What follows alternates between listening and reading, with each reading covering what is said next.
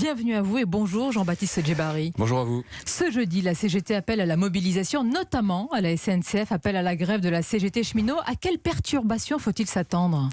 On aura les chiffres précis 48 heures à l'avance, puisque vous savez que les grévistes doivent, au titre du service minimum tel qu'il est appliqué en France, se déclarer 48 heures à l'avance. Mais le mouvement tel que nous l'anticipons ne paraît pas être très suivi pour l'instant. Donc ce n'est évidemment pas un appel à la mobilisation, mais je pense que ce mouvement est assez illisible dans la séquence, parce que vous le savez, nous venons à nouveau d'investir massivement sur le ferroviaire, 5 milliards de soutien dans le plan de relance sur les 11 milliards des transports, et puis nous sortons d'une séquence depuis 2017 où nous avons repris 35 milliards de dettes à la SNCF, bref, où le mouvement de soutien et d'investissement pour le ferroviaire est massif. Donc je crois que ça illisibilise un peu, comme on dit, les motifs de la grève. J'ai l'impression plutôt à vous entendre que vous jugez que cette grève est indécente eu égard au contexte sanitaire et économique. Vous ne la comprenez pas ? J'ai déjà dit à plusieurs reprises, je l'ai dit d'ailleurs en direct aux syndicalistes concernés, que je ne comprenais pas cette grève. Nous avons une divergence de point de vue. J'ai d'ailleurs eu l'occasion de débattre à la Fête de l'Humanité avec Laurent Brun, le patron de la CGT cheminot, sur le fret ferroviaire.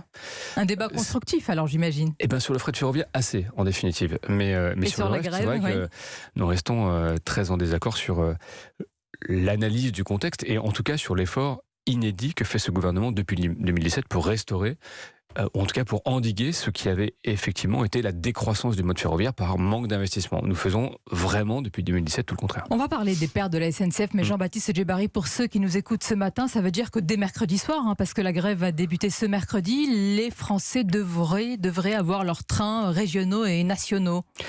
Mais pour l'instant, nous avons 100% du trafic, c'est important de le redire, et nous avons aujourd'hui 70% des passagers. Donc nous avons aussi un peu de marge au regard d'un mouvement qui pourrait être, comme je l'ai dit, de faible ampleur.